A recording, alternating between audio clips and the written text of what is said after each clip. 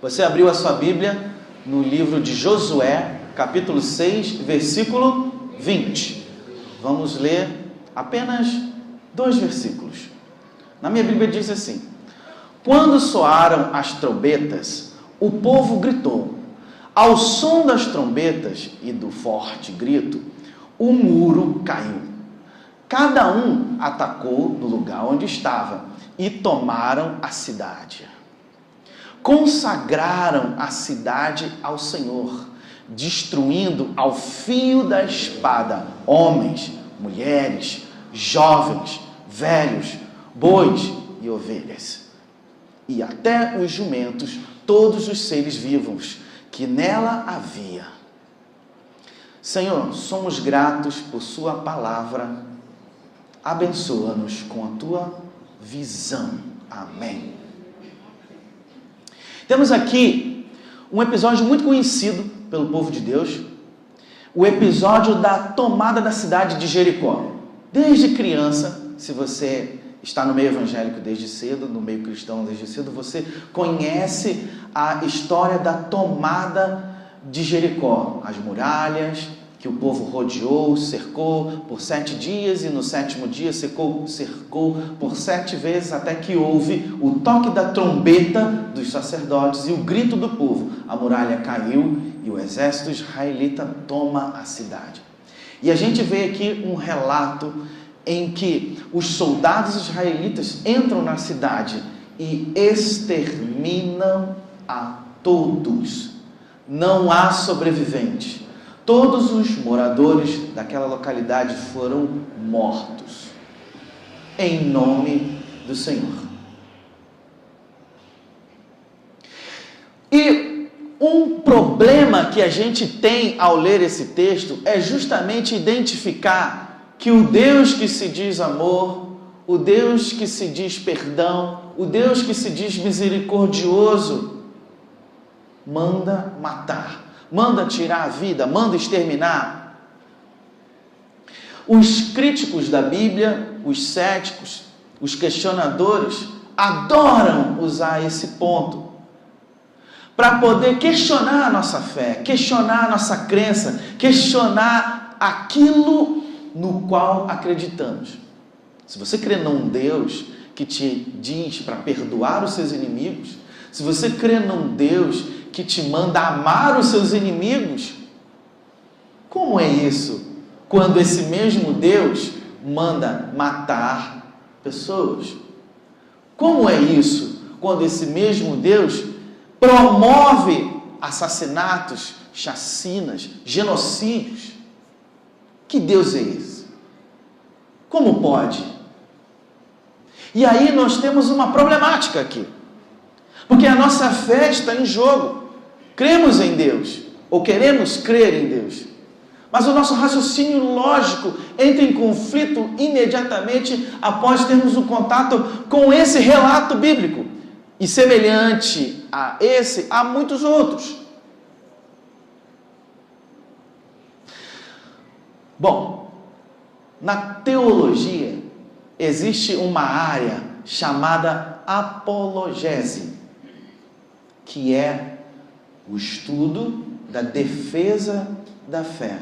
Apologese é a defesa de qualquer filosofia, a defesa de qualquer entendimento acerca de determinado assunto. É apologese. No nosso caso, temos a apologese cristã, ou seja, o estudo da defesa da fé cristã. E é muito raro haver sermões, pregações apologéticos, ou seja, de defesa da fé. É muito comum a gente ouvir sobre vitórias, sobre conquistas, sobre milagres, sobre bênçãos, sobre testemunhos, e é bom que seja assim. Porém, em meio à sociedade moderna, em que há muitos filósofos e pensadores, questionadores, e é bom que hajam questionadores e filósofos e pensadores, é bom que hajam, é bom. Porém, em meio a tantas correntes de pensamento, às vezes a gente se vê sem respostas. Às vezes nós nos vemos sem respostas para os nossos próprios questionamentos, porque muitas das vezes nem nós mesmos conseguimos compreender, conseguimos responder às nossas próprias dúvidas. Não é verdade? Portanto, o Senhor sim quer responder a você. O Senhor sim quer que caiam as escamas das dúvidas dos nossos olhos e que nós possamos abrir os nossos olhos espirituais e enxergar aquilo que Ele é de verdade. Deus quer que entendamos como Ele é, por que Ele age assim ou assado. Por isso, é necessário que a gente tenha, assim, uma clareza do que significa mandamentos e do que significa o poder de Deus. Pois o Senhor me entregou um mandamento. Ele disse, não matarás. Ele disse isso para você, Ele disse isso para mim. Ele entregou esse mandamento para a sociedade, não matarás. Mas a gente acabou de ler um relato bíblico em que houve uma chacina militar promovida pelo exército israelita a mando do Senhor. O que ocorre é que nós temos uma dificuldade muito grande de separar aquilo que é de Deus e aquilo que é do homem. Eu estou o tempo todo tentando me comparar com o Todo-Poderoso. Porém, ao Todo-Poderoso cabe o dom da vida. Ele é quem dá a vida. Ele é quem fornece a vida. E se Ele deu, Ele pode tirar. Eu não forneci a vida a nenhum ser humano da face da terra. Por isso, eu não tenho direito de tirá-la de ninguém. O mandamento não matarás cabe a mim, pois eu não promovi a vida para ninguém, nem para mim mesmo. Porém, o Senhor, que é o Todo-Poderoso, que é o autor da vida, Ele entregou a vida, e a vida pertence a Ele, e Ele tira quando quiser. Então não tente comparar você com Deus. Ele é aquele digno de receber honra, glória e louvor. Eu não. Ele é aquele a quem deve ser adorado. Ele é aquele que deve ser glorificado. Eu não. Por isso, existem atribuições que pertencem exclusivamente a Deus. E existem atribuições que pertencem exclusivamente a mim. Por isso, eu sou o servo e Ele é o Senhor. Estamos todo o tempo querendo nos comparar com Deus. É a síndrome de Lúcifer. O tempo todo queremos nos comparar com Ele. Queremos ter os mesmos privilégios. Queremos ter as mesmas atribuições. Queremos ter as mesmas permissões. Sabe por que eu me incomodo quando Deus mata alguém? Quando Deus tira a vida de alguém? O que me incomoda é porque eu também quero ter o direito de matar os meus inimigos.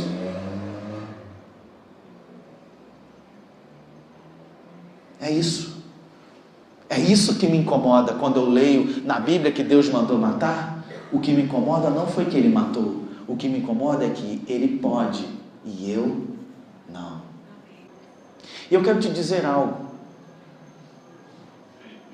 Estamos aqui pondo à prova a nossa fé.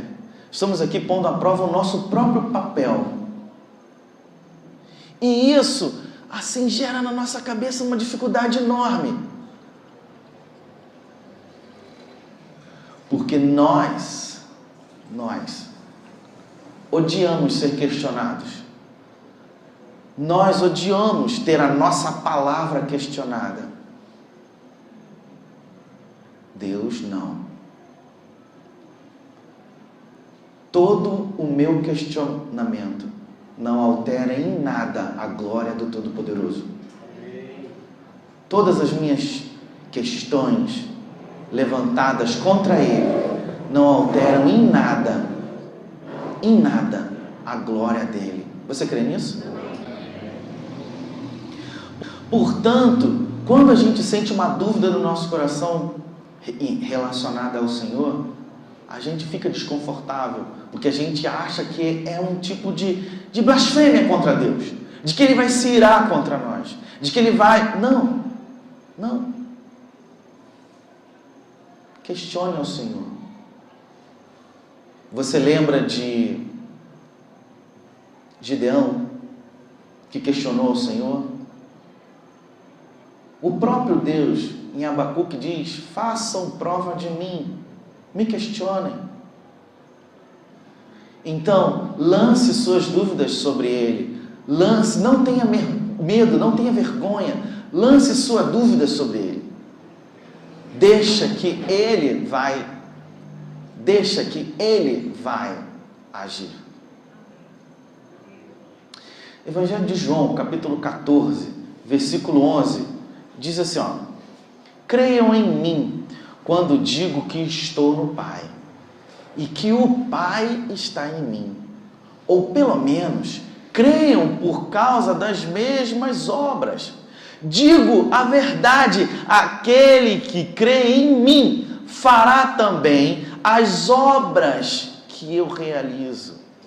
Fará coisas maiores ainda do que estas, porque eu estou indo para o Pai.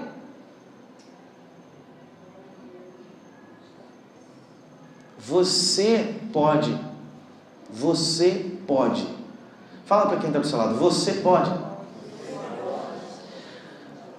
Mas aí vem a síndrome de Lúcifer.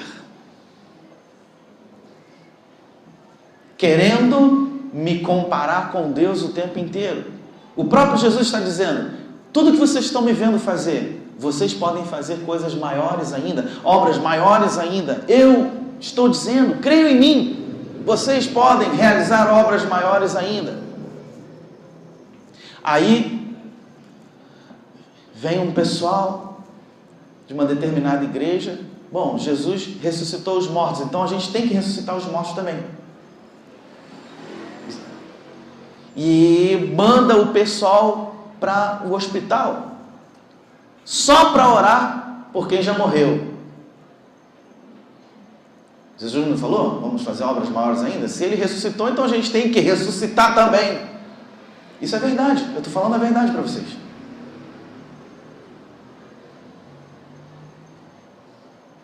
Sabe quantos mortos ressuscitaram? Nenhum. Sabe por quê?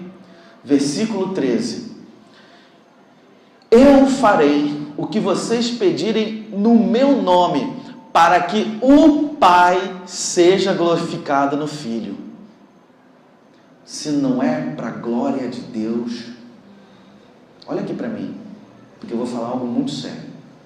Se não é para a glória de Deus, se não é para que o nome dele seja glorificado, o cego continua cego, o morto continua morto.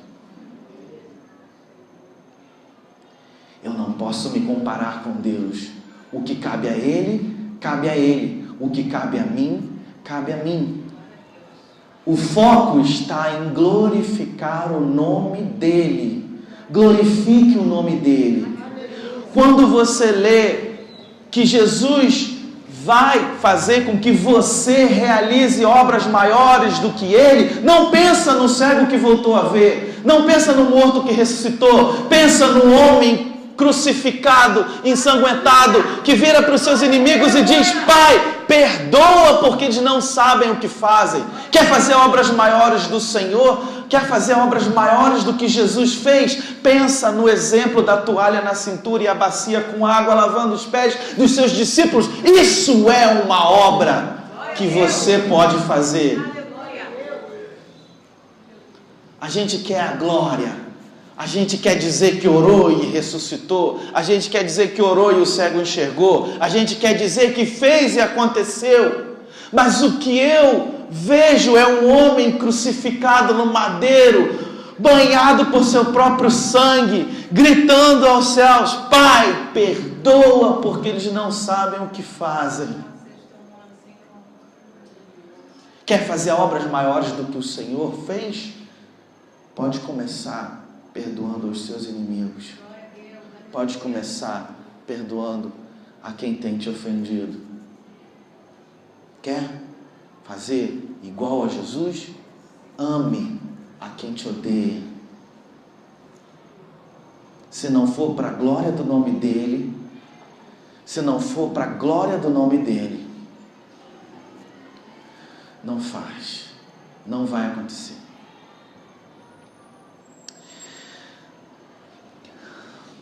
É necessário que a gente tenha olhos espirituais para ler os relatos bíblicos. Às vezes, a gente tem um entendimento de algo porque a gente compara com a nossa realidade, com a nossa própria cultura, com as nossas próprias relações humanas. A gente tem uma tendência absurda para olhar para nós mesmos quando queremos entender a Deus. Quando você quiser entender a Deus, olhe para Deus. Quando você quiser entender ao Senhor, olhe para o Senhor.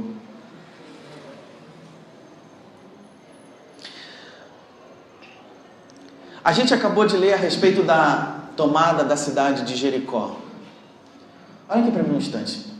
Sabia que os estudos antropológicos mais recentes descobriram que a cidade de Jericó provavelmente era algo muito diferente daquilo que a gente imagina?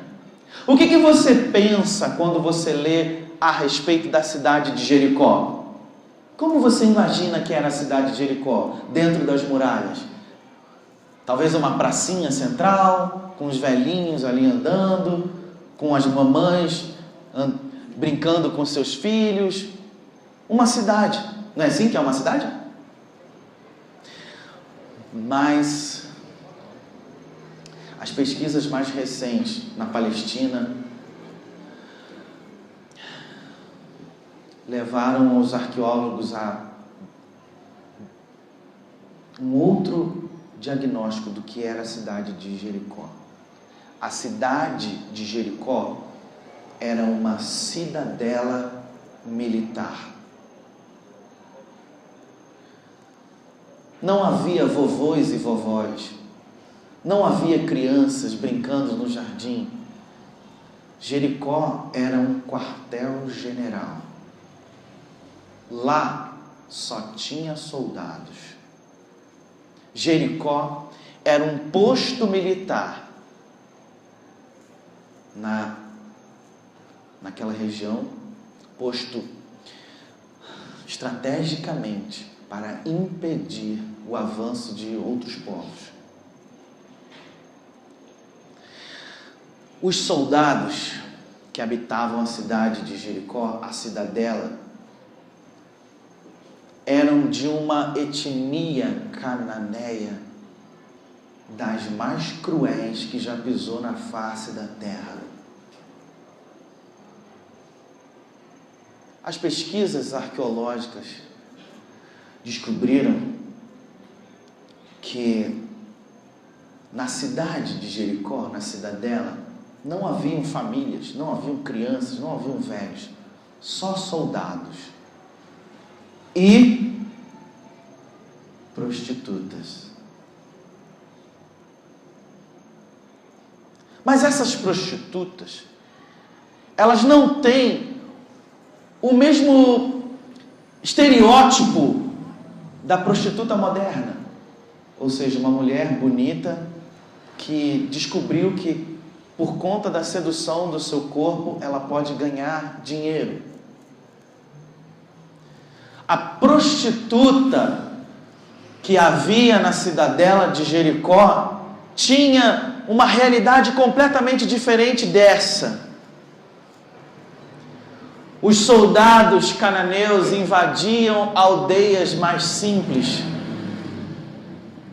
sequestravam meninas de 10 a 15 anos de idade e as levavam como escravas sexuais para servirem sexualmente aos soldados.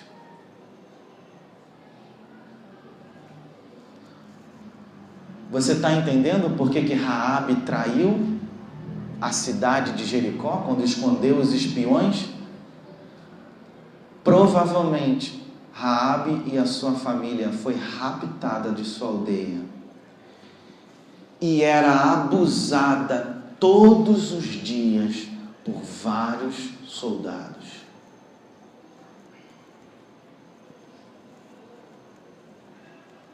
Está vendo como que mudou agora o quadro? Percebe como está diferente agora o cenário? Acho que até você agora está querendo invadir Jericó, hein? Percebe como é diferente? Porque quando a gente lê a Bíblia, a gente olha para a gente olha para as nossas relações, para os nossos entendimentos, para aquilo que a gente sabe do nosso mundo atual. E esquece que o mundo antigo era um outro mundo. Que as relações sociais eram completamente diferentes. Que a sociedade era completamente diferente. Essas meninas sequestradas que serviam como prostitutas ao bel prazer dos soldados, engravidavam e quando tinham seus filhos, esses filhos eram queimados em sacrifício.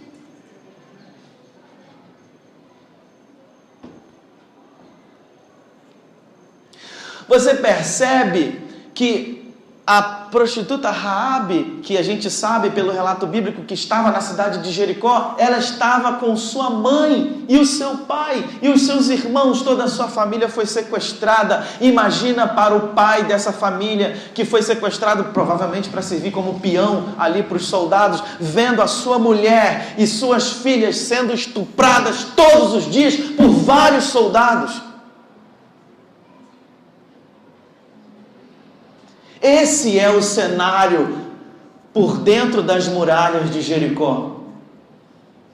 Hoje a gente sabe que Jericó é uma cidadela, talvez 6 ou 7 quarteirões, só isso. Você vê nos filmes, nas produções, a cidade de Jericó é uma coisa enorme, uma muralha gigantesca que os soldados ficam com as carruagens em cima do muro. Não. Era algo muito menor, era um posto militar,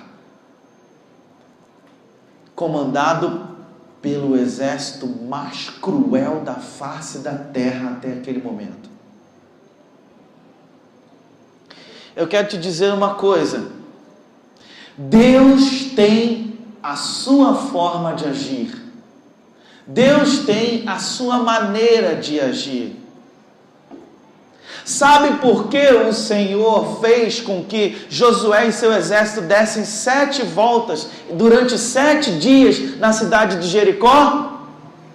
Era para que, vendo os homens de Deus, ainda houvesse oportunidade de aqueles homens se arrependerem. Era para que houvesse a oportunidade de aqueles homens se arrependerem e mudarem de vida. O Senhor jamais terá prazer na morte de alguém. Ele insiste até o último minuto, até o último instante. Ele insiste até o último minuto. 7 voltas, 7 dias. E no último dia, 7 voltas, para que aqueles soldados cananeus, cruéis, sanguinários, violentos ao nível mais extremo que a humanidade já conheceu, pudessem ter a chance de, ainda assim, se arrependerem.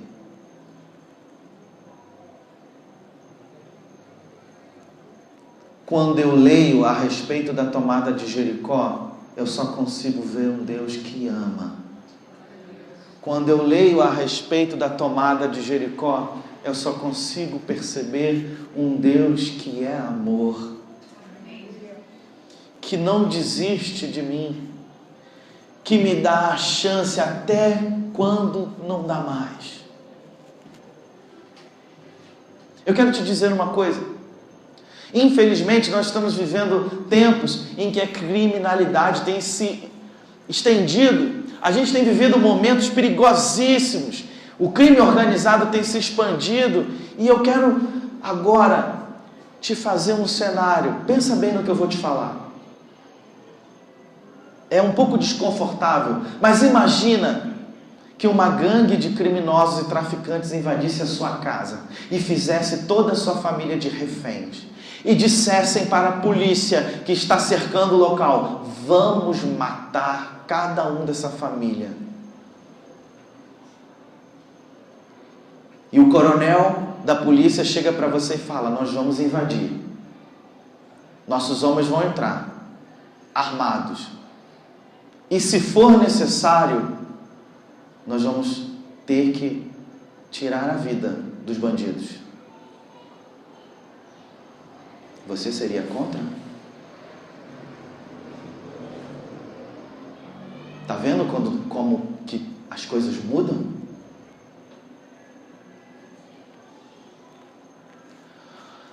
Allbrook é um arqueólogo ateu que estudou profundamente os povos cananeus do século 9, 10, 11, 12 antes de Cristo. Aquele pessoal ali da cidade de Jericó e aqueles reinos ao redor, as aldeias que ali viviam. E esse arqueólogo ateu escreveu no seu livro: o exército israelita fez um favor à humanidade quando exterminou da face da terra um dos povos mais violentos e sanguinários que a humanidade já conheceu. Você está entendendo? Deus não se alegra na morte de ninguém, mas tudo que o homem plantar, há de colher. Tudo que o homem plantar, há de colher.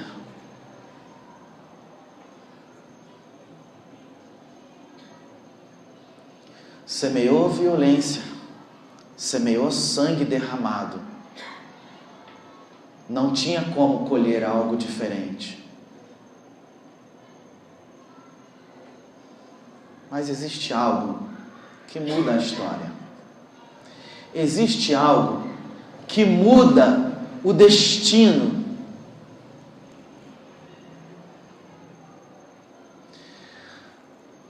O próprio Deus